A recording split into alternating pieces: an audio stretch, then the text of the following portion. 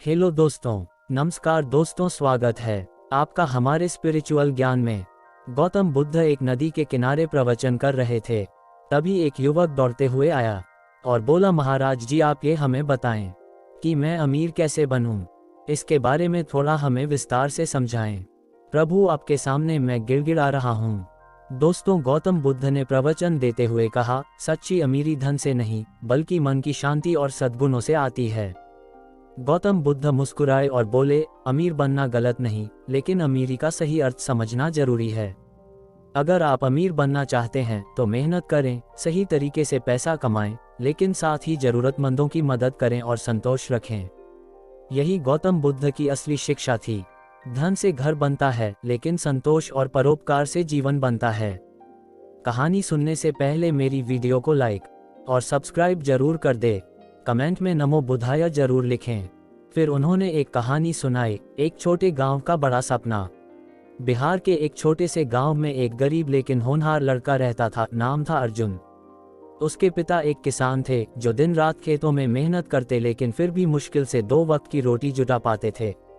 अर्जुन को बचपन से ही समझ आ गया था कि गरीबी एक श्राप है, लेकिन उससे निकलने का एक ही तरीका है, कड़ी मेहनत। गांव में कोई अच्छा स्कूल नहीं था, लेकिन अर्जुन की मां पढ़ी लिखी थी और वह अपने बेटे को पढ़ाने में कोई कसर नहीं छोड़ती थी। अर्जुन मिट्टी की पट्टी पर लिखकर पढ़ाई करता और रात को तेल का दिया जलाकर किताबों में डूबा रहता। गांव के लोग उसका मजाक उड़ाते, लेकिन उसकी मां हमेशा कहती, बेटा, मेहनत से बड़ी कोई दौलत नहीं होती, बस लगे रहो, सफलता तुम्हारे कदम चूमेगी।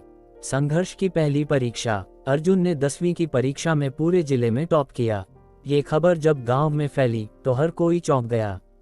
लेकिन अब असली चुनौती थी आगे की पढ़ाई। उसके पिता के पास इतना पैसा नहीं था कि उसे शहर भेज सकें। अर्जुन ने फैसला किया कि वह खुद ही अपनी पढ़ाई का खर्च निकालेगा। वह दिन में गांव के बच्चों को ट्यूशन पढ़ाने लगा और रात में खुद पढ़ाई करता। कई बार उसे भूखा रहना पड़ता, लेकिन उसने कभी हिम्मत नहीं हारी। शहर की ओर पहला कदम। स्कॉलरशिप की मदद से अर्जुन ने पटना के एक प्रतिष्ठित कॉलेज में एडमिशन ले लिया। लेकिन शहर की जिंदगी आसान नहीं थी।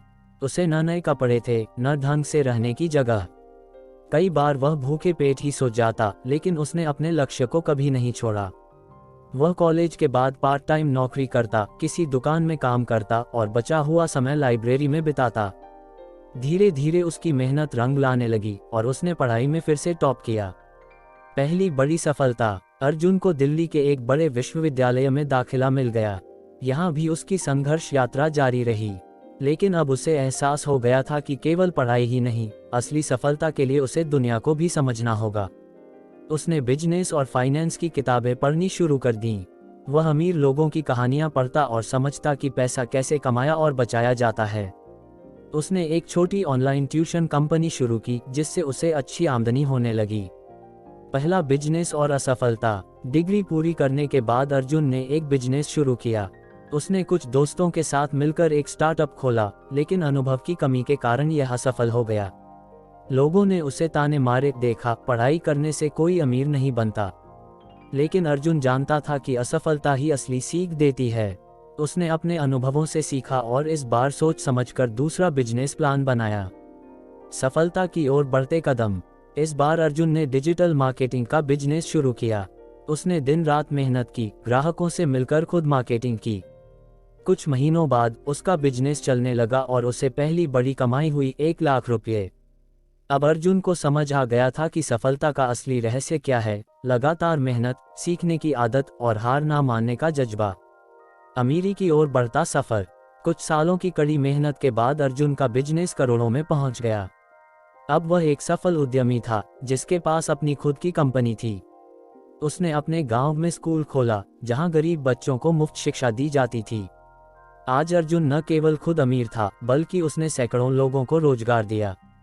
वह हर जगह कहता, अगर अमीर बनना है तो सपने देखने से पहले मेहनत करने की हिम्मत जुटाओ। मेहनत कभी बेकार नहीं जाती। 1. असफलता से घबराएं नहीं, उससे सीखें। 2. पैसा कमाने के लिए शिक्षा और ज्ञान जरूरी है। 3. कड़ी मेहनत और धैर्य सफलता की कुंजी हैं। 4. अमीर बनने के लिए दूसरों की भी मदद करें। मेहनत की मशाल कभी नहीं बुझती, जो इसे जलाए रखता है वही सच्चा अमीर बनता है। उम्मीद करते हैं कहानी आपको पसंद आई होगी। अगर पसंद आई है तो कमेंट में नमो बुद्धाय जरूर लिखें।